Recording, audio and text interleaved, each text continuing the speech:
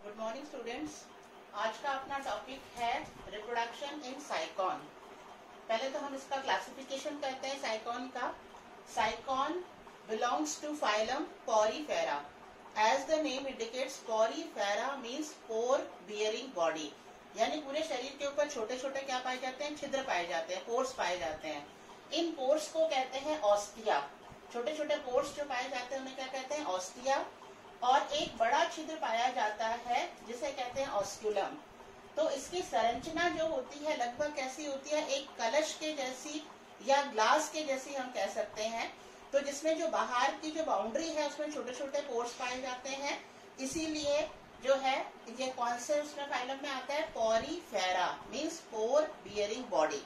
Porifera के जो सदस्य हैं उसका आगे का जो क्लासिफिकेशन है यानी की कैरेक्टर है वो है on the basis of endoskeleton, यानी अंतः कंकाल किस प्रकार का पाया जाता है।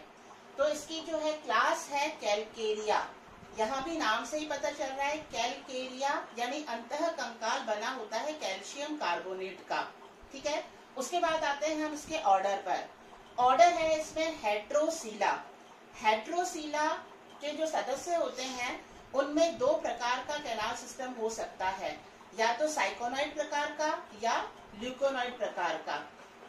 कैनाल सिस्टम अपने आप में पोरीफेरा के सदस्यों का एक विशेष कैरेक्टर है, क्योंकि पोरीफेरा के सदस्यों में सेल्स से टिश्यूज तो बनते हैं लेकिन टिश्यूज से ऑर्गन सिस्टम नहीं बनते हैं। यानी इसमें कोई अलग से digestive system, respiratory system, excretory system, skeletal system या इवन रिप्रोडक्टिव सिस्टम, इस तरह से अलग से कोई सिस्टम नहीं है। ये सेल्स ही अलग अलग सिस्टम का ये जो कैनाल सिस्टम है, इस कैनाल सिस्टम के द्वारा जो है इनकी ये सारी रिक्वायरमेंट लगभग पूरी की जाती है एनिमल्स की। अब हम आते हैं इसका जीनस और स्पीशीज पे। जीनस है स्काइफा और हम पढ़ रहे हैं कोरोनेटा के बारे में, यानी स्काइफा कोरोनेटा का रिप्रोडक्टिव सिस्टम आज हमें स्टडी करना है। तो यहाँ हम लेते हैं पहले इसमें एसेक्सुअल रिप्रोडक्शन, यानी अलैंगिक प्रकार का जनन और लैंगिक प्रकार का जनन, दोनों प्रकार का जनन इसमें पाया जाता है। पहले हम लेते हैं एसेक्सुअल रिप्रोडक्शन, अलैंगिक जनन। अलैंगिक जनन में जो मुख्य है वो है बर्डिंग। यहाँ FC मतलब क्या है, फेवरेबल कंडीशंस, यानी जब कंडीशंस अनुकूल होती है तो उस समय जो है मुकुलन के द्वारा जो है एसेक्सुअल रिप्रोडक्शन होता है। बर्डिंग का मतलब क्या है, जैसे ये एनिमल है तो एनिमल के बेस वाले भाग में एक जो है कलिका जैसी संरचना बनती है, बड बनता है। और वो कलिका जैसी संरचना क्यों बन रही है, क्योंकि वहां की कोशिकाएं ज्यादा मल्टीप्लाई हो जाती हैं और मल्टीप्लाई होकर के एक बड बना लेती हैं। वो जो बड है उस बड के अंदर इसकी तीनों प्रकार की सेल्स होनी चाहिए। तीनों प्रकार की सेल्स मतलब बाहर का एक्टोडर्म वाली कोशिकाएं, अंदर की गैस्ट्रोडर्म वाली कोशिकाएं और कुछ जो है उसके अंदर ये मीजोहाइल वाला पोर्शन होता है और उसमें एक जो है बीच में एक कैविटी भी बन जाती है।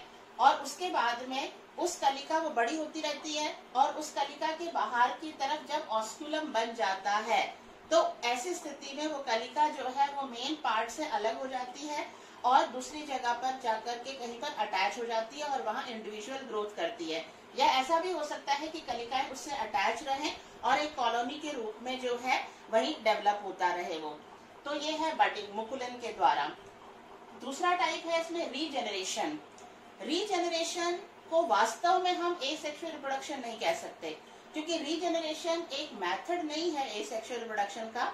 रीजेनरेशन में क्या होता है, फेवरेबल कंडीशन के टाइम पर, क्योंकि ये स्थानबद्ध एनिमल है, एक स्थान पर अटैच रहता है, तो पानी के बहाव के साथ में या किसी कारण से अगर बॉडी का कोई हिस्सा टूट जाता है तो उस टूटे हुए हिस्से में अगर तीनों प्रकार की जो लेयर्स हैं, यानी एक्टोडर्म, मीजोहाइल और एंडोडर्म की कुछ कोशिकाएं हैं, तो इन ये कोशिकाएं अगर हैं तो उन कोशिकाओं की सहायता से पूरा का पूरा एनिमल वापस बनने की क्षमता रखता है। तो इस तरह से हम कह सकते हैं कि संख्या तो बढ़ रही है ना इसकी, इसीलिए इसे टाइप ऑफ एसेक्सुअल रिप्रोडक्शन कह सकते हैं। यहाँ मैंने इसको एक डिफरेंट कलर में लिखा है, रिकॉन्स्टिट्यूशन। रिकॉन्स्टिट्यूशन एसेक्सुअल रिप्रोडक्शन का पार्ट बिल्कुल भी नहीं है। रिकॉन्स्टिट्यूशन अपने आप में जो साइकॉन है या अपने आप में पोरीफेरा के जो सदस्य हैं उसकी एक विशेष कैरेक्टर होता है कि यदि इसे किसी बहुत ही बारीक चीज में से छाना जाता है, जैसे इसे अगर रेशम के कपड़े में से छानते हैं तो सारी कोशिकाएं पृथक हो जाएंगी और यह पृथक हुई कोशिकाएं पुनः संयुक्त होकर के वापस एनिमल का निर्माण कर लेती हैं। तो जो है ये कहलाता है रिकॉन्स्टिट्यूशन। ये रिकॉन्स्टिट्यूशन अपने आप में एक स्पेसिफिक कैरेक्टर है पॉरीफेरा के सदस्यों का, पुनर्रचन जिसे कहते हैं, यानी पुनः अपनी रचना करने में सक्षम होता है। अब आते हैं हम इसमें अनफेवरेबल कंडीशंस। अनफेवरेबल कंडीशंस में जो पॉलीफेरा के कुछ सदस्य होते हैं उनमें जेम्यूल फॉर्मेशन होता है। जेम्यूल फॉर्मेशन का मतलब क्या है, इसमें यहाँ नॉर्मल तो क्या है, बडिंग हो रही है। जेम्यूल फॉर्मेशन में क्या है, इंटरनल बडिंग, यानी फेवरेबल नहीं है कंडीशन, बाहर बहुत ज्यादा टेम्परेचर है या बहुत कम टेम्परेचर है जिसमें एनिमल के लिए वो कंडीशन फेवरेबल नहीं है। ऐसे सिचुएशन में एनिमल क्या करता है, उसकी जो बडिंग हो रही है वो अंदर ही अंदर, यानी अंदर ही अंदर मुकुलन बनते रहते हैं और अंदर ही अंदर, यहाँ जैसे इसका डायग्राम बताया है, ये अंदर ही अंदर जो है मुकुलन बन गई है और इनके बाहर एक मोटा आवरण बन जाता है काइटिन का। ये मोटा आवरण क्या करता है, अंदर के जो कलिकाएं हैं, बडिंग्स हैं, इनकी बाहर के वातावरण से इनको सुरक्षित रखता है। और जिम्यूल के अंदर यहाँ पर माइक्रोपाइल, माइक्रो मतलब क्या है, एक सूक्ष्म छिद्र, एक सूक्ष्म छिद्र है यहाँ पर। जिस समय कंडीशंस फेवरेबल होती है तो उस समय ये बाहर का जो काइटिन है, ये काइटिन की लेयर जो है ये अपने आप ही हट जाती है यहाँ से और ये जो नई जो कलिकाएं बनी है, ये कलिकाएं माइक्रोपाइल के द्वारा बाहर आ जाती है और प्रत्येक कलिका से एनिमल जो है वो डेवलप हो जाता है। तो ये जिम्यूल की ही संरचना बताई गई है। यहाँ देखो, यहाँ पर ये दिखाया गया है, this is the position of micropyle. तो ये एक बॉल के जैसी संरचना है, वो बॉल जिसके अंदर तो क्या है, बर्ड्स है और बाहर उसके एक मोटा आवरण है। ये इतना मोटा आवरण है कि ये इसको बाहर के बहुत अधिक टेम्परेचर या बहुत कम टेम्परेचर भी अगर है तो अंदर की कोशिकाओं को नुकसान नहीं पहुंचने देता है। अंदर जो बर्ड्स बनी है उनको नुकसान नहीं होने देता है। और इस बॉल के चारों तरफ, यानी पूरे बॉल के बाहर की तरफ आवरण है स्पिक्यूल्स का। ये जो स्पिक्यूल्स है ये है एम्फी डिस्क। एम्फी मतलब क्या होता है, उभय डिस्क शेप के, यानी कि इन दोनों साइड में क्या है, डिस्क शेप की जो है संरचना है। तो इसीलिए ये बाहर क्या है, एम्फी डिस्क प्रकार के स्पिक्यूल्स हैं बॉल के चारों तरफ और अंदर क्या है, कलिकाएं सुरक्षित है। ऐसी अवस्था में अगर फ्रेश वाटर है तो जिम्यूल जो है ये लगभग 2 साल तक जिम्यूल का कुछ नहीं बिगड़ता है और उसके बाद में अगर कंडीशंस फेवरेबल आती है, बाहर का आवरण हट जाता है और ये प्रत्येक कलिका से एनिमल बनने की क्षमता रखते हैं। जिम्यूल फॉर्मेशन जो है ये साइकोन में नहीं होता है। साइकोन में केवल क्या होता है, बडिंग होती है और रीजनरेशन होता है और रिकॉन्स्टिट्यूशन एक अलग ही इनकी प्रॉपर्टी है। अब लेते हैं हम इसमें सेक्सुअल रिप्रोडक्शन। जैसा कि मैंने पहले भी बताया कि साइकोन के अंदर या पॉरीफेरा के अंदर टिश्यूज तक तो है लेकिन ऑर्गन सिस्टम नहीं है। तो इसके अंदर जितने भी ये सिस्टम है, जैसे पाचन है, उत्सर्जन है, जनन है, ये सारी प्रक्रियाओं में हेल्प होता है इसमें कैनाल सिस्टम में। यहाँ इसके कैनाल सिस्टम को बताया है, पहले मैं बता देती हूँ। इसमें सेक्सुअल प्रोडक्शन में एनिमल मोनोइशियस है। मोनोइशियस मतलब मेल और फीमेल गैमेट दोनों एक ही एनिमल में बनते हैं। मेल और फीमेल दोनों गैमेट एक ही एनिमल बनाने की क्षमता रखता है, फिर भी इसमें क्रॉस फर्टिलाइजेशन होता है, यानी पर निषेचन होता है, स्व निषेचन नहीं होता। क्यों? क्योंकि एनिमल प्रोटोगाइनस है। प्रोटो मतलब पहले, गाइनस मतलब फीमेल प्रोडक्टिव पार्ट, यानी प्रोटोगाइनस मतलब जो ओवा का फॉर्मेशन है वो पहले हो जाता है और जब तक स्पर्म्स नहीं बने होते हैं। इसी कारण से मोनोइशियस होने के बावजूद भी इनमें क्रॉस फर्टिलाइजेशन ही सामान्यतः होता है। अब यहाँ एक इसका मैंने बताया है कैनाल सिस्टम, जो यहाँ शो कर रहा है आपको साइकोन प्रकार का कैनाल सिस्टम। यहाँ इसमें क्या है, कलश के जैसी आकृति बताई थी, तो कलश के बीच में जैसे स्पेस होता है, तो ये जो स्पेस है ये कहलाता है स्पॉन्जोसील। सील मतलब कैविटी, स्पॉन्ज के जैसा है, तो स्पॉन्ज के बीच में जो कैविटी है ये कहलाएगी स्पॉन्जोसील। और बाहर की तरफ जो छोटे छोटे छेद पाए जाते हैं वो कहलाते हैं ऑस्टिया। और इसकी जो भित्ति होती है ये मोटी होती है। और भित्ति मोटी क्यों होती है? क्योंकि भित्ति में फोल्ड पाए जाते हैं। यहाँ मैंने 2 डिफरेंट कलर्स में बताया है। जैसे ये ब्लू कलर्स की जो है, जो बाहर ऑस्टिया से कंटिन्यू है, ये कहलाती है इन करंट कैनाल, क्योंकि ऑस्टिया से पानी अंदर आता है, इन करंट कैनाल में आता है। उसके बाद में यहाँ देखो हर इनकरेंट कैनाल किसमें जुड़ी हुई है, रेडियल कैनाल से जुड़ी हुई है, ठीक है। तो ये इनकरेंट कैनाल और रेडियल कैनाल के बीच में जो है जिसके द्वारा ये जुड़ी हुई है आपस में, इसे कहेंगे प्रोसोपाइल। फिर आती है रेडियल कैनाल, और रेडियल कैनाल ओपन होती है अंदर की तरफ स्पॉन्जोसील में, और ये जो ओपनिंग है ये कहलाती है एपोपाइल। तो कुल मिलाकर यहाँ हम क्या शो कर रहे हैं कि रेडियल कैनाल और इनकरेंट कैनाल अल्टरनेट अरेंज है, यानी एक रेडियल कैनाल, फिर इनकरेंट कैनाल, फिर रेडियल कैनाल, फिर इनकरेंट कैनाल, फिर रेडियल कैनाल, फिर इनकरेंट कैनाल। इस तरह से पूरी भित्ति में फोल्डिंग पाई जाती है। और प्रोसेस क्या है पानी का अंदर आने का, ऑस्टिया के द्वारा। यहाँ शो किया है मैंने ऑस्टिया से पानी आया इनकरेंट कैनाल में, इनकरेंट कैनाल से प्रोसोपाइल के द्वारा आया रेडियल कैनाल में, और रेडियल कैनाल से एपोपाइल के द्वारा आएगा स्पॉन्जोसील में, और स्पॉन्जोसील से पानी बाहर जाने का रास्ता है ऑस्क्यूलम। तो ऑस्क्यूलम से पानी बाहर जाता है। अब ये बाहर से जो पानी अंदर आ रहा है और यहाँ से ऑस्क्यूलम से बाहर जा रहा है, इस वाटर करंट के साथ ही बहुत सारी सिस्टम इसमें संपन्न होते हैं।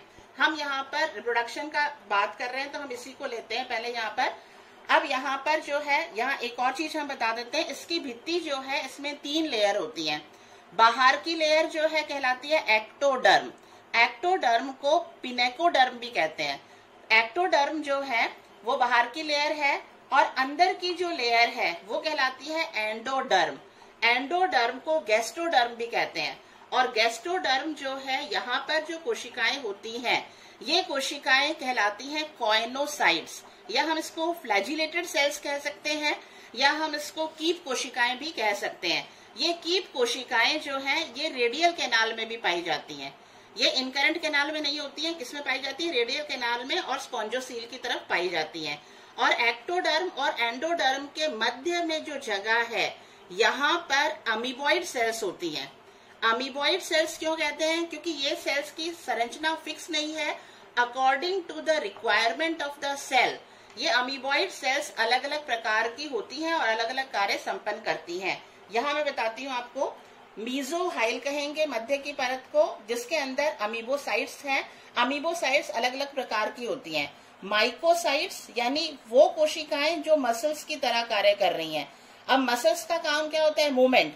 तो मूवमेंट कहाँ आवश्यक होता है, छिद्र ऑस्टिया के पास में, क्योंकि छिद्र को खोलना और बंद होना है, और ऑस्क्यूलम के पास में। तो ये माइकोसाइट्स कहाँ पाई जाती हैं, ऑस्टिया और ऑस्क्यूलम के पास में।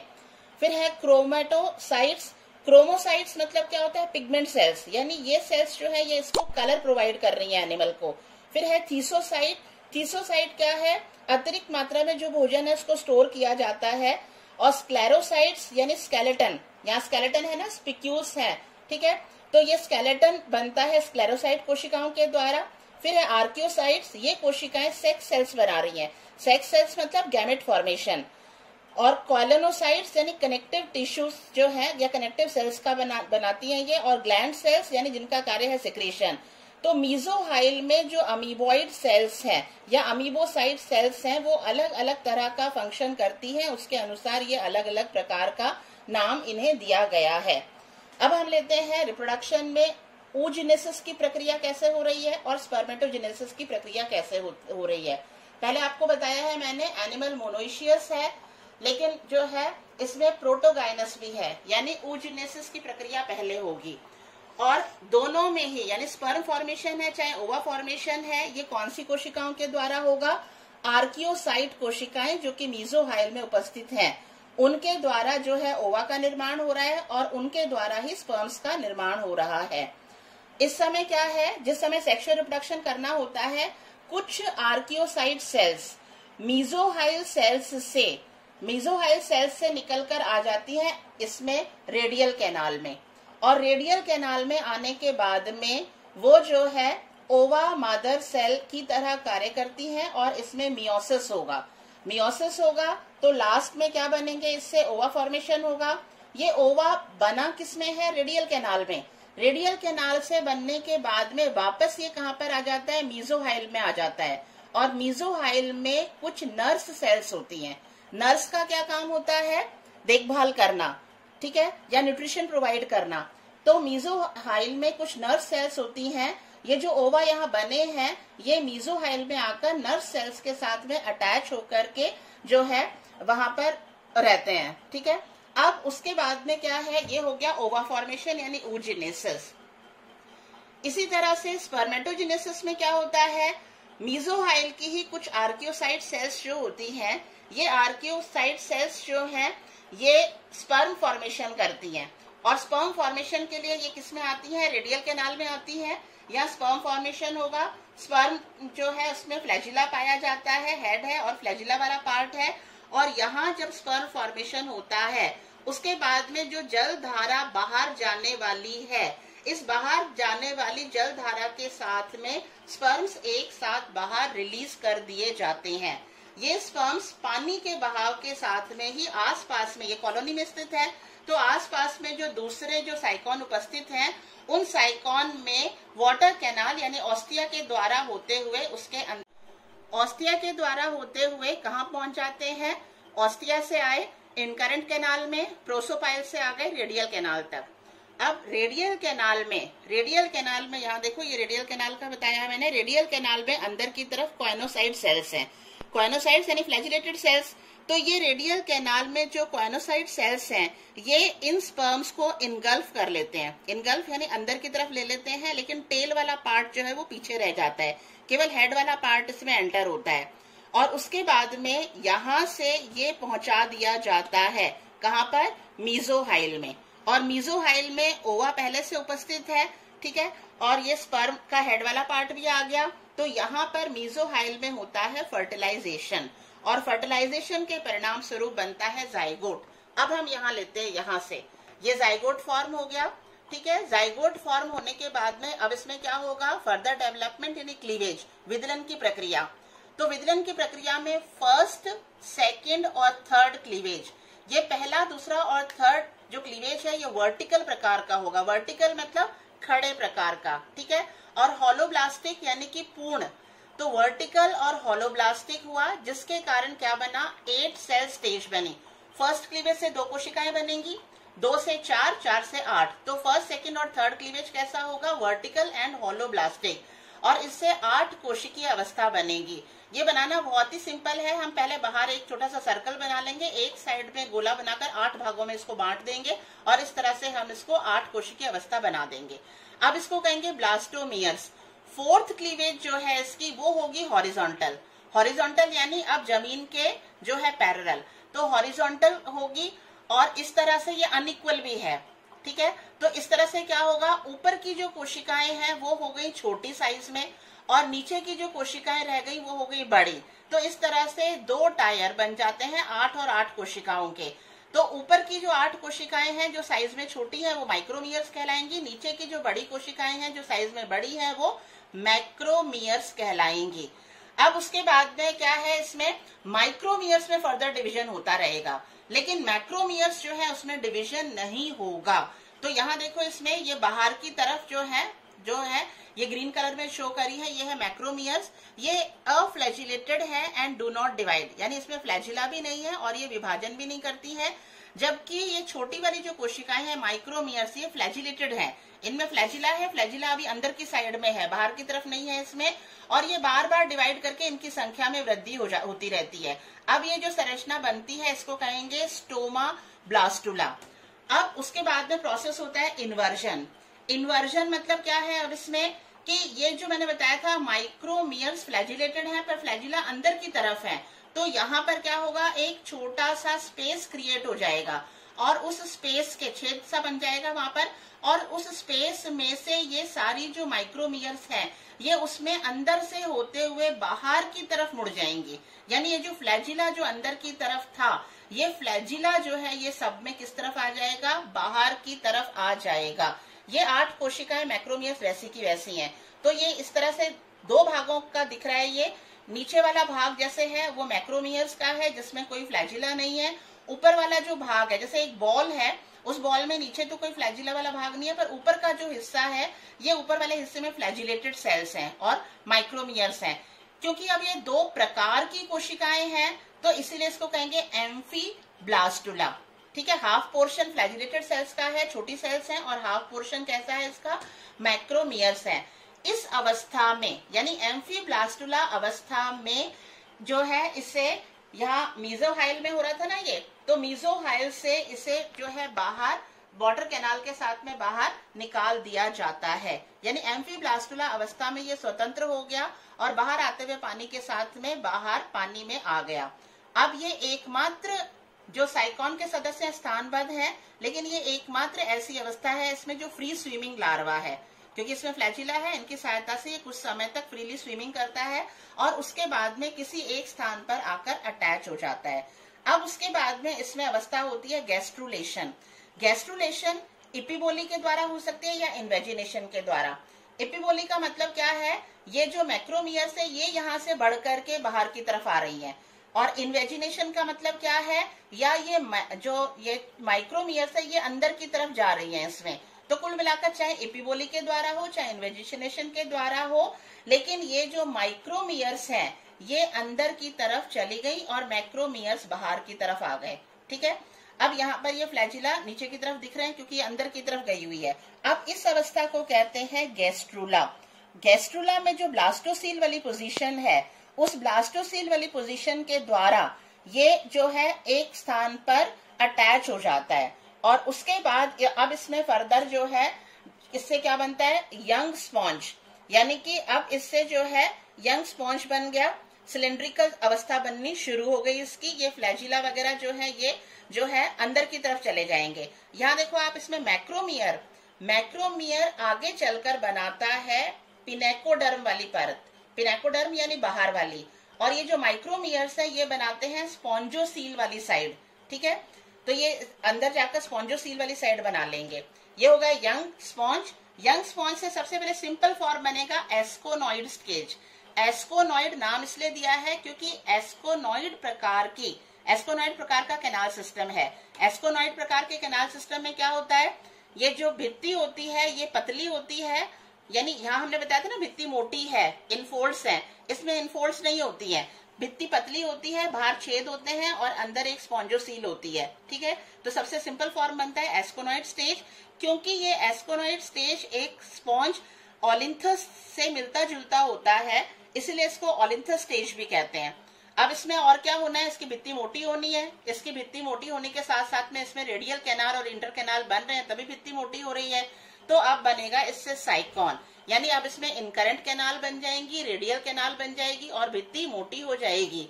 तो इस तरह से जो है ये पूरे साइकॉन का डेवलपमेंट होता है।